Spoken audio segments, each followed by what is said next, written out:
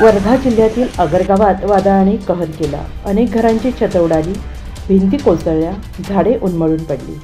10 लाखांहून अधिक रुपयांचं नुकसान होण्याची भीती आहे। राज्यातील अनेक भागात वादळी वाऱ्याने कहर केला आहे।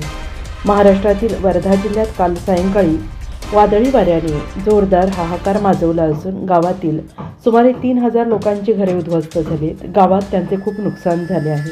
अनेक घरांच्या भिंती पडल्या तर काही घरांचे पत्रे उडाले। तसेच गावातील गायी, बैल, शेळ्या यांचे मोठ्या प्रमाणात नुकसान झाले। वादळामुळे गावातील वीजही खंडित झाली असून सकाळी प्रशासन येथे पोहोचले असून लाखो रुपयांचं नुकसान झाल्याची भीती ग्रामस्थांनी व्यक्त केली आहे।